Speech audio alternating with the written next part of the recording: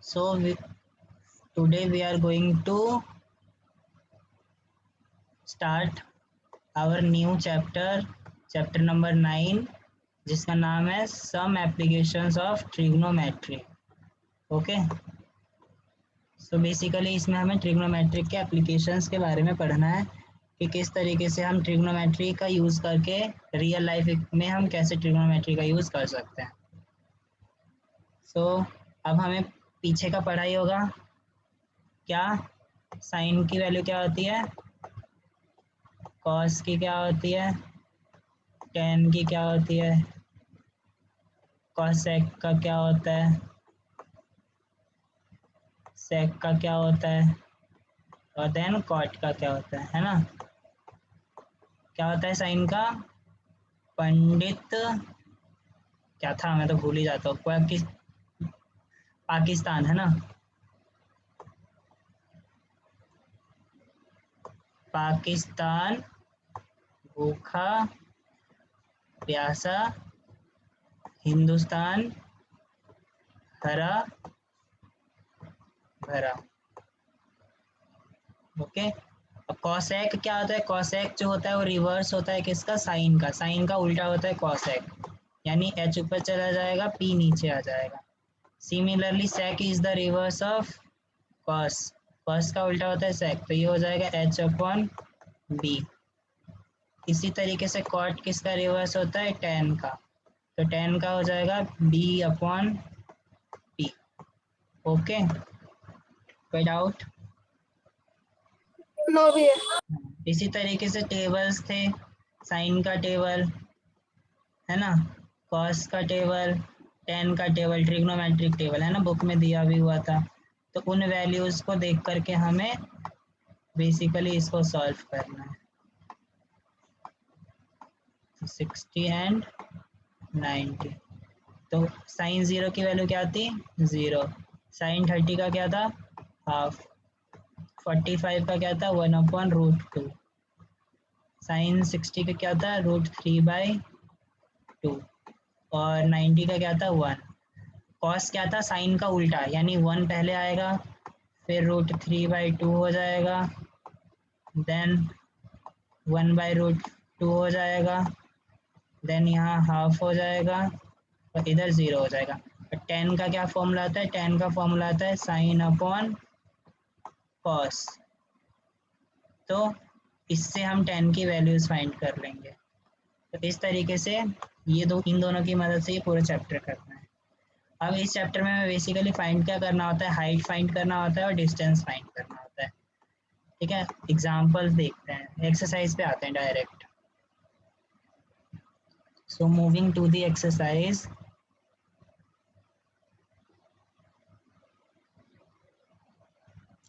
Exercise 9.1.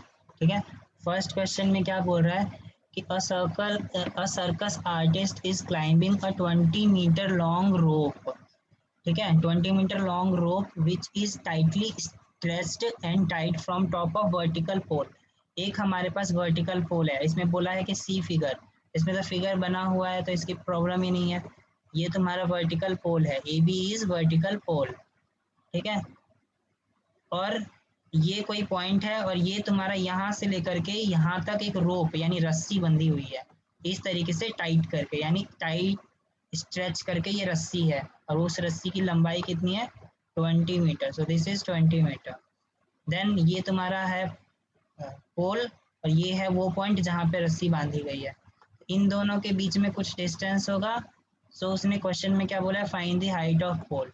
तो तुम्हें इस हाइट को निकालना है, you have to find out this height. Then उसने बोला है कि हाँ, हाइट ही निकालना है इस क्वेश्चन में बेसिकली. ठीक है, और उसने एंगल ऑफ बोला है कि angle made by rope with the ground level. ये हमारा ग्राउंड का लेवल है, इस ग्राउंड के लेवल से हमारा एंगल कितना बन रहा है, इस रस्सी के साथ, इस रोप के साथ ग्राउंड का एंगल है 30 डिग्री. ये तो 90 डिग्री यहाँ से हमें पता चल ही रहा है. अब हम ट्रिग्नोमेट्री अप्लाई करेंगे, तो ट्रिग्नोमेट्री क्या होता है, जो इस एंगल से हम निकाल रहे हैं उसके सामने वाला क्या कहलाता है, परपेंडिकुलर. तो ये हो गया तुम्हारा परपेंडिकुलर, ये हो गया बेस, तो ये हो गया हाइपोटेनियस. तो हमें फाइंड क्या करना है, परपेंडिकुलर फाइंड करना है और हमें दिया क्या है, हाइपोटेनियस। तो हम यहाँ पे क्या अप्लाई कर सकते हैं, साइन, क्योंकि साइन का ही फॉर्मूला क्या होता है, और साइन में भी साइन 30, तो साइन 30 हो जाएगा तुम्हारा perpendicular upon base. Okay, so perpendicular की वैल्यू फाइंड करनी है तो पी को पी ही रहने दो, base sorry perpendicular upon hypotenuse होता है। तो ये हो गया हमारा परपेंडिकुलर अपॉन हाइपोटेनियस। तो हाइपोटेनियस की वैल्यू कितना है, 20, और साइन 30 का वैल्यू कितना होता है, हाफ होता है। ठीक है, तो साइन 30 की वैल्यू हाफ होती है, तो पी की वैल्यू कितना आ जाएगा जूली, 10 10 व्हाट, 10 मीटर सेंटीमीटर क्या, मीटर।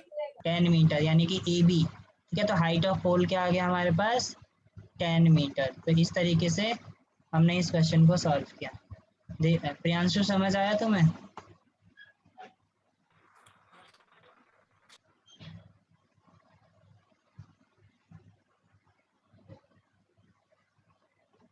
प्रियांशु,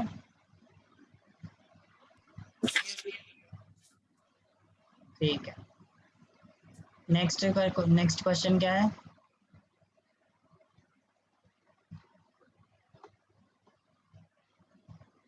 नेक्स्ट है a tree breaks due to storm and broken part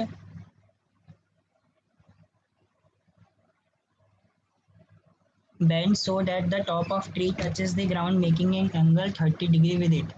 ये हमारा ट्री है, ठीक है, मान लो ये हमारे पास पेड़ है, इस पेड़ की लंबाई वगैरह भी तो नहीं दे रखा, लेकिन ये पेड़ जो है यहाँ से बोल रहा है कि बीच से कहीं से भी टूट गया, तो ये जो टूटा हुआ पोर्शन है, ठीक है, ब्रोकन पोर्शन, यानी ये जो पार्ट है ये टूटा हुआ, यानी इतना पार्ट तो टूट के कहाँ आ गया, जमीन को इस तरीके से टच कर गया। ओके, और कितने एंगल पे टच करा, ग्राउंड के साथ 30 डिग्री। तो ये तुम्हारा पेड़ ने जब पेड़ टूटा तो यहाँ पे कितने का एंगल बना, 30 डिग्री का एंगल बना। ओके, यहाँ बोला गया है the distance between foot of tree, foot of tree का मतलब पैर, पेड़ हमारा यहाँ है तो उसका फुट ये होगा, to the point where the top of touches the ground, top ये था, ये टूट के इधर गिरा तो टच यहाँ पे हुआ, तो इन दोनों के बीच का जो डिस्टेंस था, the distance in between these two points कितना दिया हुआ है, 8 मीटर, है ना। तो बेसिकली ये वाला हमें दे दिया है 8 मीटर। उसने बोला है हाइट ऑफ द ट्री निकालो, ट्री की हाइट फाइंड करनी है, तो कैसे करोगे, ये वाला पॉइंट फाइंड करना है। ओके, यानी हमें फाइंड क्या करना है, परपेंडिकुलर फाइंड करना है, और हमें दिया क्या है, बेस। तो क्या यूज करेंगे, साइन कॉस टेन, क्या यूज करेंगे, साइन, हम टेन का यूज करेंगे, क्योंकि टेन टेन के फॉर्मूले में क्या आता है, perpendicular upon base. Sine use करते हैं तो हाइपोटेनियस आ जाता है, और हाइपोटेनियस हमें दिया ही नहीं है। कॉस यूज करते हैं तो वहां पे भी हाइपोटेनियस आ जाता है, वो हमें दिया नहीं है, तो हमने इसीलिए परपेंडिकुलर अपॉन बेस यानी कॉट, तो वो टेन का यूज किया। तो टेन 30 की वैल्यू कितनी होती है, 1/√3, और पी हमें नहीं पता तो पी को पी रहने दो, बेस कितना है 8, तो यहाँ 8, तो इसको सॉल्व करेंगे तो पी की वैल्यू कितना आएगा, 8/√3। ओके, तो ये आ गया मेरे पास पी की वैल्यू। तो इस पी की वैल्यू आई, लेकिन यहाँ तक आया, ठीक है, लेकिन ट्री तो मेरा ये पूरा था ना, यहाँ से लेकर के यहाँ तक, तो मुझे इस पोर्शन की वैल्यू निकालनी है, तो इस पोर्शन की वैल्यू के लिए क्या निकालना पड़ेगा, हमें हाइपोटेनियस फाइंड करना पड़ेगा। क्यों, क्योंकि ये जो ऊपर वाला पोर्शन है वही टूट के हमारा हाइपोटेनियस बन गया। तो हाइपोटेनियस के लिए या तो साइन का यूज कर लो या कॉस का कर लो। मैं कॉस का यूज कर रहा हूँ, तो cos 30 equal to base upon hypotenuse. तो बेस की वैल्यू क्या है 8, हाइपोटेनियस हमें फाइंड करना है, और कॉस 30 की वैल्यू कितनी है, कितनी होती है, √3/2 होती है शायद, ये इक्वल टू 8/h। ठीक है, तो यहाँ से h की वैल्यू क्या आ जाएगी, क्रॉस मल्टीप्लीकेशन करोगे, भैया 1/2 होती है। कॉस 30, हाँ, नहीं नहीं नहीं भैया नहीं, साइन 30 सही 1/2, बात। ये हो गया √3h इज इक्वल टू 8 2 जा 16। तो h की वैल्यू कितनी आ गई, यानी हाइपोटेनियस क्या आ गया, 16/√3। 3। अब मुझे टोटल हाइट निकालनी है ट्री की, तो मैं क्या करूंगा, इस पी को और इस एच को ऐड कर दूंगा, है ना। तो हाइट ऑफ द ट्री क्या आ जाएगा, 8/√3 प्लस 16/√3, जो कि आया तुम्हारा 24/√3। इसको और फर्दर सिंप्लीफाई कर सकते हो चाहे तो रेशनलाइज करके, ठीक है, वरना इसको इतने पे ही छोड़ दो। ओके, तो ये था हमारा second question. Question number third क्या बोल रहा है, a contractor plans to install 2 sites for a children to play in a park। ठीक है, एक पार्क में उसने चिल्ड्रन मतलब झूले वगैरह उसने लगाने का सोचा, स्लाइडिंग वाला, below the age of 5 years, 5 साल के बच्चों से छोटे बच्चे, मतलब 5 साल से कम उम्र के बच्चों के लिए। ठीक है, तो उस सब की ज़रूरत नहीं है, हम मेन पॉइंट पे आते हैं, जिसका टॉप कितना है, हाइट पे है 1.5, यानी हाइट हो गई 1.5 मीटर, यानी परपेंडिकुलर हो गया 1.5 metre, is inclined at an angle of 30 degree to the ground.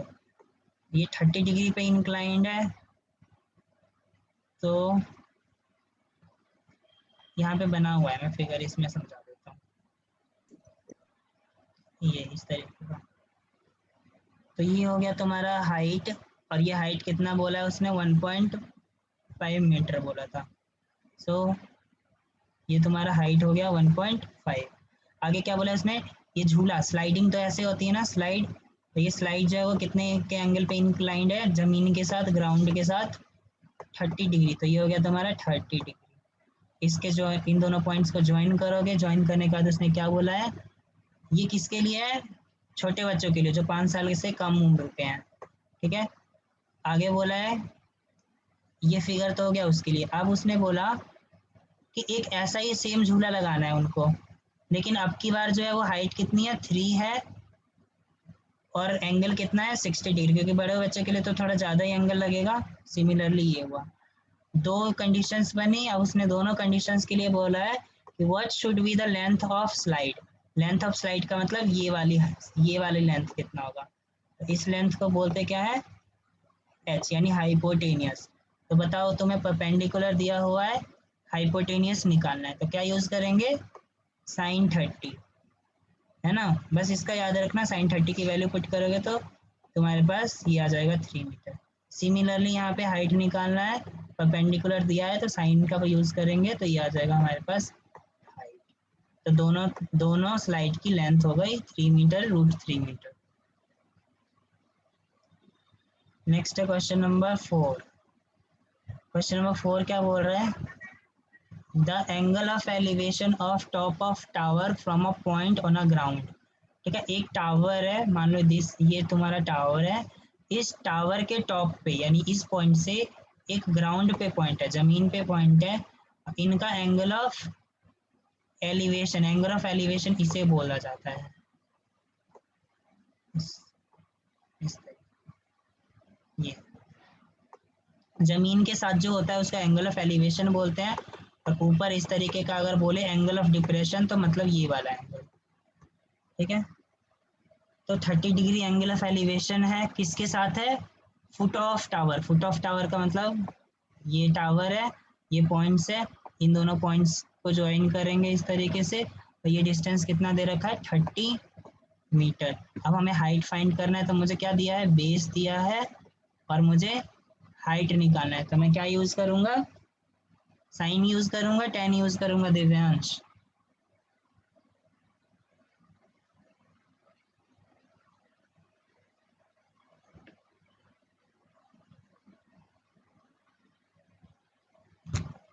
Jully क्या यूज करूं मैं यहाँ पे, 10। 10। क्यों, क्योंकि 10 का फॉर्मूला क्या होता है, परपेंडिकुलर, सॉरी, हाँ, परपेंडिकुलर अपॉन बेस। ओके, तो हमें क्या निकालना है, परपेंडिकुलर निकालना है, और बेस दिया हुआ है, तो हम क्या यूज करेंगे, 10 30, तो ये आएगा हमारा answer. Question number 5, a kite is flying at a height of 60 metre above the ground। ठीक है, तो मेरा हाइट जो है, काइट कहाँ पे उड़ रहा है, 60 मीटर अबव द ग्राउंड।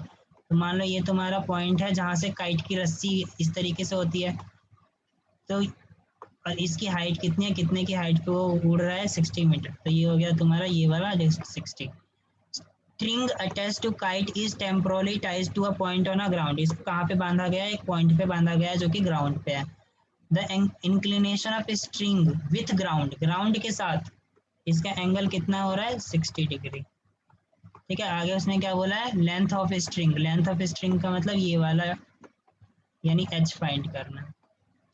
ठीक है, बस एच फाइंड करना है। तो क्या यूज करोगे यहाँ पे, साइन 60, क्योंकि साइन का फॉर्मूला क्या होता है, परपेंडिकुलर अपॉन हाइपोटेनियस। तो यहाँ पे यूज हो जाएगा साइन 60। ओके, तो इस तरीके से ये आ जाएगा sine 60। Question number 6, question number 6 में क्या बोला है, a 6 meter tall boy is standing at some distance from 30 meter tall building। ठीक है, एक बिल्डिंग है जिसकी लेंथ कितनी है, ये बिल्डिंग है जिसकी लंबाई कितनी है, 30 मीटर है। Okay, 30 metre. आगे उसने बोला the angle of elevation from his eye to the top of building increases from 30 to 60। यानी जब उसने पहले देखा तो कितने का इंक्लिनेशन था, 30। तो 30 पे इंक्लिनेशन करने के लिए वो पहले यहाँ पे रहा होगा, है ना, और उसकी आइज से आया। तो मैं इस इंसान की कुछ इस इंसान का कुछ ना कुछ वो रहा होगा, क्या बोलते हैं, हाइट रही होगी। तो और उसकी हाइट कितनी है, 1.5। तो ये हो गई उस इंसान की हाइट, और उसकी आंखों से एंगल ऑफ एलिवेशन। तो यहाँ से एंगल ऑफ एलिवेशन होगा जो कि बोला है 30 डिग्री। तो इस तरीके से गया। अब वो थोड़े दूर आगे आया तो उसका एंगल ऑफ एलिवेशन कितना हो गया होगा, 60 डिग्री। ठीक है, तो पहले वो इस पॉइंट पे था, आगे नेक्स्ट यहाँ पे आ गया। तो आगे उसने बोला है कि find the distance he walked toward the tower. अब वो यहाँ से चलकर यहाँ पे आया, तो ये डिस्टेंस हमें फाइंड करना है बेसिकली। तो इस डिस्टेंस को फाइंड करने के लिए हमें क्या करना पड़ेगा, वी हैव टू यूज पहले तो ये वाला ट्राइंगल। ओके, तो इस ट्राइंगल में देखो, ये ट्राइंगल कहाँ से कहाँ तक बन रहा है, आर तक बन रहा है। तो मैं हाइट को किस हाइट तो सिर्फ यहाँ तक मानूंगा, यानी मुझे ये वाली हाइट चाहिए होगी ट्राइंगल को सॉल्व करने के लिए। तो ये वाली हाइट कैसे आएगी, टोटल हाइट है 30 और नीचे वाली हाइट कितनी है, 1.5। क्योंकि अगर ये 1.5 है तो ये भी 1.5 आ गया, तो उसको माइनस किया तो ये वाली हाइट आ गई 28.5। अब मुझे अगर ये वाला डिस्टेंस निकालना है, ये वाला, तो मैं यहाँ पे क्या यूज़ करूँगा, क्योंकि मुझे परपेंडिकुलर पता है, मुझे बेस निकालना है, तो मैं 1060 का यूज़ करूँगा। किसका यूज़ करूँगा, 1060। तो 1060 का यूज़ करूँगा तो मुझे ये वाला डिस्टेंस पता चल जाएगा। ओके, अब जब ये वाला डिस्टेंस पता चल गया, नेक्स्ट अगले में अगली कंडीशन किसे बनाएंगे, जब मेरे पास ये वाला ट्रायंगल हो, ये बड़ा वाला ट्रायंगल हो। ठीक है, क्योंकि ये अब इस बड़े वाले ट्रायंगल में मुझे P पता है, P की वैल्यू कितनी है, 28.5। मुझे ये वाला डिस्टेंस निकालना है, तो ये वाला डिस्टेंस निकालने के लिए क्या यूज़ करूँगा, 1030। तो 1030 से ये वाला डिस्टेंस आ जाएगा। अब मुझे टोटल यहाँ से यहाँ तक पता चल गया, यहाँ से यहाँ तक पता चल गया, है ना। तो मुझे क्या फाइंड करना है, मुझे फाइंड करना है ये वाला डिस्टेंस, रेड वाला जो रेड लाइन से बनाया है ये। तो उसके लिए क्या करना पड़ेगा, ये टोटल वाला माइनस ये वाला। तो वही किया गया, टोटल वाला माइनस ये वाला। तो आंसर आ गया मेरा 19√3 मीटर। ओके, यहाँ तक समझ आया सबको। Yes, we are.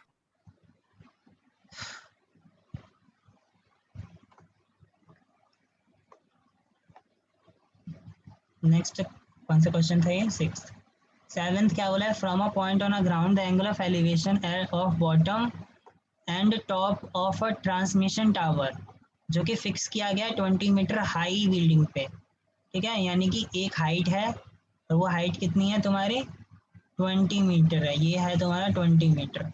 आगे क्या बोला है कि पहले तो एंगल ऑफ एलिवेशन 45 था, फिर 60 हुआ, और एक फिक्स पॉइंट से, यानी ये हमारा ग्राउंड है, इसी पॉइंट से हमें देखने पे, जब हमने 45 पे एंगल पे देखा तो मेरा एंगल ऑफ मतलब मेरा बी पॉइंट पे आया था एंगल ऑफ एलिवेशन। फिर मैंने इसी पॉइंट से 60 का एंगल बना के देखा तो ये पॉइंट आगे चला जाएगा। तो उसने बोला है find height of the tower, तो ओवरऑल तुम्हें ये हाइट निकालना है।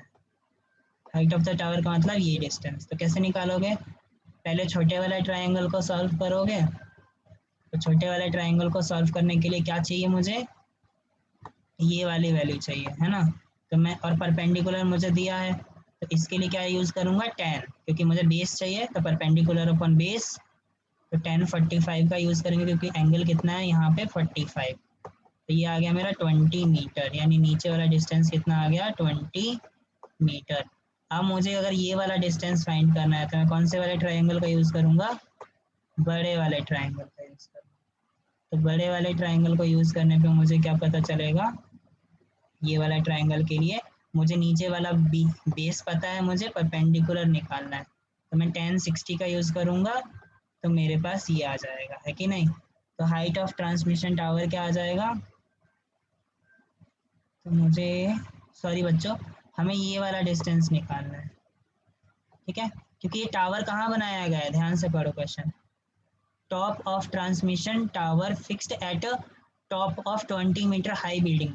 पहले तो 20 मीटर की एक बिल्डिंग है, उस बिल्डिंग के ऊपर एक टावर बनाया गया है, ठीक है। तो इस बिल्डिंग की लंबाई तो दी हुई है मुझे, लेकिन इस टावर की लंबाई पूछी थी। टावर तो मेरा सिर्फ ये वाला भाग था, यानी मुझे सिर्फ ये वाला पोर्शन निकालना था। तो उसके लिए मैंने टोटल निकाला, टोटल में से इस 20 को माइनस कर दिया, तो मेरा छोटा वाला पोर्शन आ गया। तो ये हुआ हमारा आंसर। नेक्स्ट है question number 8। A statue 1.6 meter tall stands on a top of pedestal. ठीक है, from a point on a ground the angle of elevation of top of statue is 60 degree, from the same point angle of elevation 45। तो देखो same इसी जैसे पीछे वाला question था वही है। ये एक पेडेस्ट्रल है मान लो, ठीक है। इस पेडेस्ट्रल के ऊपर एक स्टैचू रखा हुआ है, ये स्टैचू रखा हुआ है। तो स्टैचू की लेंथ कितनी दी हुई है, 1.6 मीटर। तो स्टैचू की लेंथ हो गई तुम्हारी 1.6 मीटर, ओके, 1.6 मीटर। अब उसने बोला कि एक ग्राउंड है, ये ग्राउंड है, इस ग्राउंड के किसी भी एक पॉइंट से जब हम देखते हैं स्टैचू को देखते हैं, और स्टैचू तो मेरा यहाँ पे है, तो जब मैं यहाँ पे देख रहा हूँ तो कितने का एंगल बन रहा है, 60 डिग्री का, यानी बड़ा वाला एंगल हो गया 60 डिग्री, ठीक है। नेक्स्ट सिमिलरली आगे बोला है उसने कि जब मैं सेम पॉइंट से, इसी सेम पॉइंट से मैं कहाँ देखता हूँ, टॉप ऑफ पेडेस्ट्रल, और पेडेस्ट्रल तो मेरा यहाँ तक है, तो मेरा एंगल ऑफ एलिवेशन कितना बनता है 45। तो तुम्हें क्या फाइंड करना है, हाइट ऑफ पेडेस्ट्रल, तो तुम्हें ये वाली हाइट फाइंड करना है, ओके। तो कैसे फाइंड करेंगे, सिमिलरली जैसे पीछे किया था, हम पहले बड़े वाले ट्रायंगल को लेंगे, इसमें बड़े वाले ट्रायंगल को लेने से इसे सॉल्व करेंगे तो क्या होगा 1060। तो 1060 इक्वल टू क्या 1.6, और इसको h मान लेते हैं, तो 1.6 प्लस h, तो ये आ गया तुम्हारा 1060 is equal to 1.6 plus h। और मुझे कोई सी डिस्टेंस दे रखा है क्या, नहीं दिया। 1.6 plus h upon D C, क्योंकि बेस हो गया डी सी। 1060 की वैल्यू कितनी होती है, √3, √3 equal to 1.6 plus h upon B C. एक इक्वेशन ये बन गया, ओके। अब बड़े छोटे वाले ट्रायंगल को लेंगे, यानी 1045 को। तो जब 1045 को लिया तो इक्वेशन क्या बनेगा, परपेंडिकुलर, 1045 के लिए परपेंडिकुलर क्या होगा, ये h, तो h, और डिस्टेंस क्या हो गया, same B C, sorry D C है, ये बी नहीं है ये डी है, तो डी सी। तो यहाँ से 1045 की वैल्यू क्या होती है 1, तो h की वैल्यू क्या हो जाएगी 10 डी सी। यहाँ से मैं डी सी की वैल्यू को निकालूंगा, तो डी सी की वैल्यू क्या आएगी h, क्योंकि उसको उधर ले जाऊंगा, डी सी की वैल्यू आ गई h। और इस डी सी की वैल्यू को मैं इसमें पुट कर दूं यहाँ पे, तो सारी वैल्यू में देखो सिर्फ क्या गायब है, डी सी की वैल्यू क्या आई h, तो मैं यहाँ पे पुट कर दूंगा h। सब कुछ पता है, सिर्फ एच गायब है। इस इक्वेशन को सॉल्व करोगे, यहाँ से एच निकालोगे और हमें एच ही फाइंड करना है इस क्वेश्चन में। I hope it is clear to all of you. Yes, we are. Okay. Next question number 9. The angle of elevation of top of building from foot of tower is 30 degree and angle of elevation of top of tower from foot of building is 60 degree। यानी जो tower है हमारा, है ना, और एक building है, उसके बारे में देखना है। तो हमें क्वेश्चन देखो क्या बोल रहा है कि मेरा एक टावर है और ये दोनों क्या है, the angle of elevation from, एक टावर है और एक बिल्डिंग है। ओके, सो ये तुम्हारा मान लो ये टावर हो गया या बिल्डिंग है, देखते हैं।